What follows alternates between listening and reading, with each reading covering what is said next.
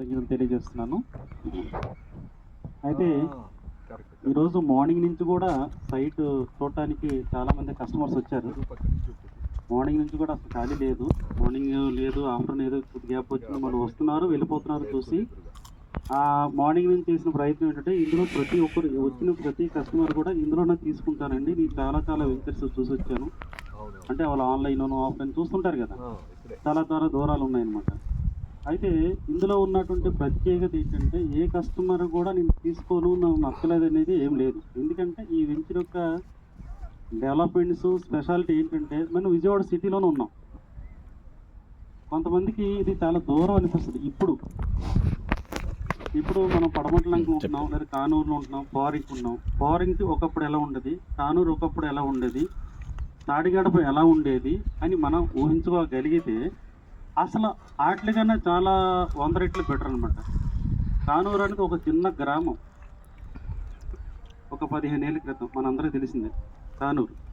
అదంతా కూడా చెరువులు, మురికి కాలువలు, మీరు కూడా పాతది లోపలికి వెళ్ళి చూస్తే ఇప్పుడు కూడా ఉన్నాయి. అంటే వరి పొలాలతో సహా ఉంటాయన్నమాట. ఏం సార్ అంతే కదా, మురికంతా వచ్చి అక్కడ ఉంటుందన్నమాట. విజయవాడ మురికంతా వచ్చి అక్కడ ఉంటుంది. అట్లాంటివి డంపింగ్ చేసి కప్పెట్టి అపార్ట్మెంట్స్లో కట్టుకుంటున్నారనమాట. ఆ నెక్స్ట్ ప్రోగ్రెసివ్గా తాడిగడప సేమ్. బోరింగ్ అంటే ఊరికి అవతలే ఉంటుంది, దాని గురించి ఎవరు మాట్లాడే పని లేదు. పెనమలూరు అంటే అసలు సౌండ్ వినపడదు. పెనమలూరు ఎవరు వెళ్తారండి అనుకునేవాళ్ళు. అంటే ఇదంతా కూడా మన కళ్ళ ముందే జరిగింది. అంటే చాలామందికి తెలుసుకోవాల్సింది ఏంటంటే ఇదంతా ఊరు చివరి ఉందండి, దీనికి ఆ రోడ్డు ఉందా, ఈ రోడ్డు అన్నీ వెతుకుతుంటారు. ఇప్పుడు పరిస్థితిని మీరు ఆలోచించారు. రేపు ఒక 10 years లేదా మినిమం ఒక 5 years తర్వాత దీని భవిష్యత్తు ఎలా ఉంటుందో ఆలోచించండి.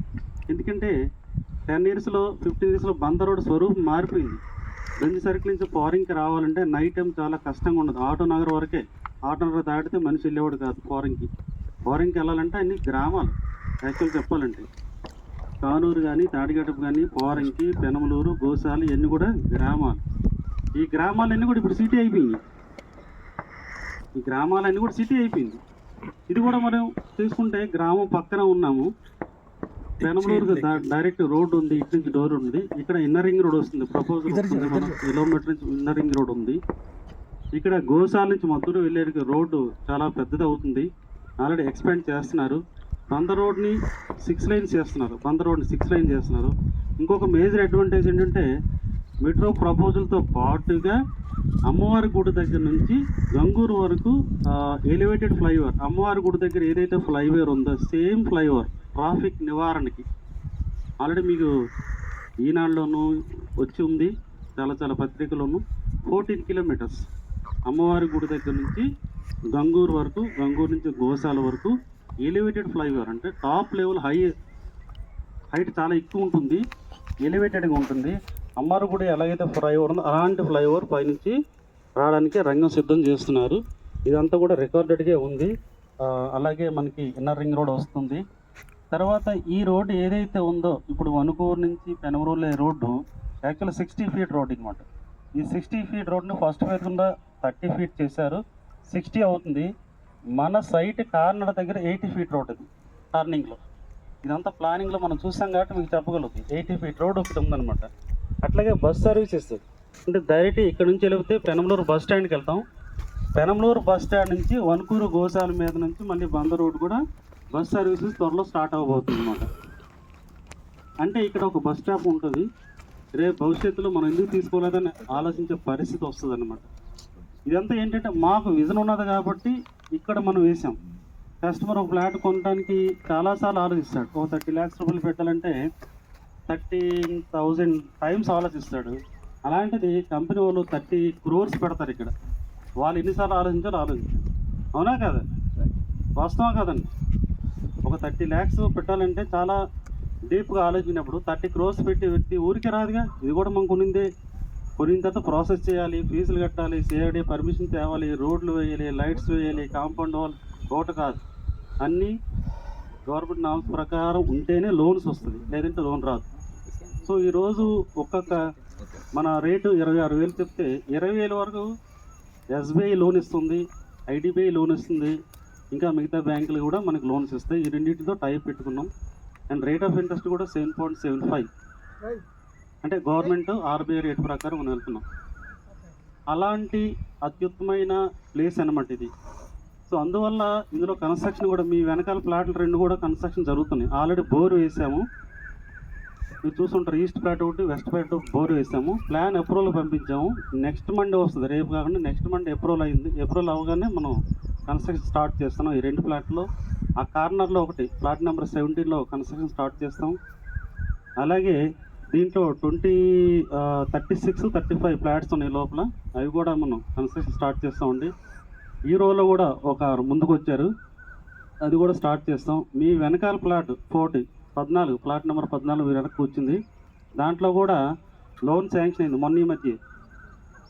ఆయనకి 80,000 శాలరీ అయితే loan plot purchase come construction loan 55 lakhs sanction అయిందండి.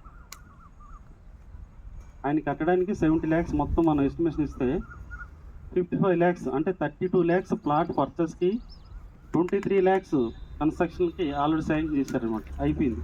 మండే రిజిస్ట్రేషన్, రేపు రిజిస్ట్రేషన్ చేస్తాం. అంటే ఎటువంటి ఇబ్బంది లేకుండా ఇటు లోన్ ఫెసిలిటీ ఉంది, కన్స్ట్రక్షన్ చేసుకోవడానికి అవకాశం ఉంది, మనం ఇప్పుడు ఇల్లు కట్టుకోవడానికి అవకాశం ఉంది. కాకపోతే ఏంటంటే కస్టమర్తో మాట్లాడి నాకు ఎక్కువైంది ఏంటంటే ఈ రోజుకి ఇలా ఉంది, నచ్చట్లేదు కొంతమంది. ఎందుకు వాళ్ళకి తెలియదు, విజన్ లేదు. రేపు ఏంటి ఎవరైనా ఆలోచించగలిగిన వాళ్ళే కొంటున్నారు. రేపు ఎలా ఉంటుంది ఏరియా అనేవాళ్ళు లేదు. ఇప్పుడు ఏంటండి ఇలా ఉంది అలా ఉంది అనుకున్నారు, వాళ్ళు అన్నిటికీ కొనలేరు. రేపు 1 year తర్వాత మీరు వస్తే ఈ కంప్లీట్గా అంతా కూడా రెసిడెన్షియల్ జోన్ అయిపోతుంది. అది కూడా రెసిడెన్షియల్ జోన్ అయిపోద్ది. దాని వెనకాల కూడా ఒక 10 acres ఆల్రెడీ తీసుకున్నాం.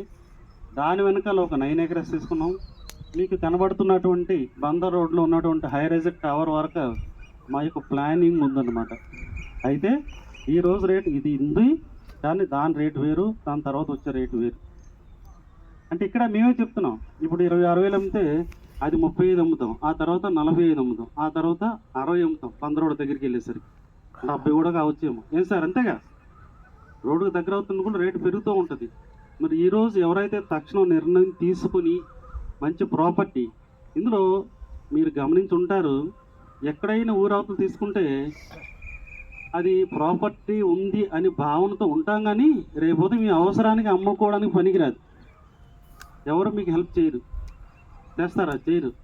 కానీ ఇక్కడ ఏమవుతుంది, మీరు కూర్చుని ప్లాట్ ఉదాహరణకు మీరు తీసుకోగలిగితే మీ వెనకాలన్నీ కూడా ఇల్లులు వస్తాయి, ఇవన్నీ కూడా ఇల్లు వస్తాయి, ఎదురు ఇల్లులు, వెనక ఇల్లులు, మీ ప్లాట్ మాత్రం అలాగే ఉండొచ్చు. వితిన్ 2 yearsలో మొత్తం రెసిడెన్స్ అయిపోద్ది. ఎవరితో ప్రమేయం లేకుండా సార్ మీ ప్లాట్ ఏమైనా అమ్ముతారని అడుగుతారు మిమ్మల్ని ఎవరైనా. అంటే డిమాండ్ ఇక్కడ ఉంది, ఇక్కడ డిమాండ్ ఉంది, అక్కడ డిమాండ్ ఉండదు. అవుట్ స్టేషన్ అక్కడ ఎవరుంటారు? ఎవరు ఉండరు. పొలాల మధ్య వెంచర్ డెవలప్ చేసి ఉంటారు. ఎవరుంటారండి? అలాంటి వెంచర్స్ మనం అయ్యాం. కస్టమర్కి ఎటువంటి పరిస్థితుల్లో నష్టం చేయకూడదని ఉద్దేశంతోనే రోడ్డుకు దగ్గరలోను ఊరు పక్కన ఎందుకు వేస్తూ ఉంటే కస్టమర్ నష్టపోకూడదు. ఎప్పుడు కూడా కస్టమర్ నష్టపోతే మేము బాధపడతాం, మేము బాధపడితే మేము ఎదగలేము. కస్టమర్ సంతోషంగా ఉంటేనే మేము ఎదుగుతాం. కాబట్టి ఎప్పుడు కూడా వాళ్ళు తీసుకుంటారు లేదు, వాళ్ళు సెకండరీ. మా విజన్ అయితే ఒకటే, కస్టమర్ మా సైట్లో ఎవరైతే కొంటారో వాళ్ళు అన్నిటికీ నష్టపోకూడదు, అది కాన్సెప్ట్. అలాగే కన్స్ట్రక్షన్ చేయాలని సరే మేము కన్స్ట్రక్ట్ చేసి ఇస్తాం. లేదు మీరు కన్స్ట్రక్ట్ చేస్తారా, it is up to you, మీరు కన్స్ట్రక్ట్ చేసుకుంటాం. రెడీగా ఉన్నారు బిల్డర్స్ కూడా. ఒక 2-3 yearsలో కంప్లీట్గా రెసిడెన్షియల్ జోన్ అయిపోతుంది. ఇదంతా కూడా ఇప్పుడు కృష్ణా జిల్లా పరిధిలో ఉంది. రేపు వచ్చే భవిష్యత్ అంతా గ్రేటర్ విజయవాడ కాబోతుంది, మనందరూ తెలిసిందే, అంతే కదా సార్? సో గ్రేటర్ విజయవాడ పరిధిలో వచ్చేసరికి రేట్లన్నీ మళ్ళీ మారిపోతాయి. ఇప్పుడు ఈ అమరావతిని ఎలాగైతే రాజధానిగా ఫిక్స్ చేస్తారో, ఫిక్స్ చేసినన్ని రేట్లు పెంచారు, కానీ మనం మాత్రం పెంచలేదు. అట్లాగే గ్రేటర్ విజయవాడ చేయగానే మొత్తం అంతా కూడా రేట్లు పెరుగుతాయి. కాబట్టి ఈ విషయాలన్నీ కూడా మనందరం గ్రహించుకొని ఇన్వెస్టర్ చేయగలిగితే, మిమ్మల్ని రిక్వెస్ట్ చేస్తుంటే మీరు కూడా పరిశీలన చేసుకోండి, బాగుంటే మీరు ఇన్వెస్ట్ చేయండి. థ్యాంక్ యూ వెరీ మచ్ అండి. Thank you for coming.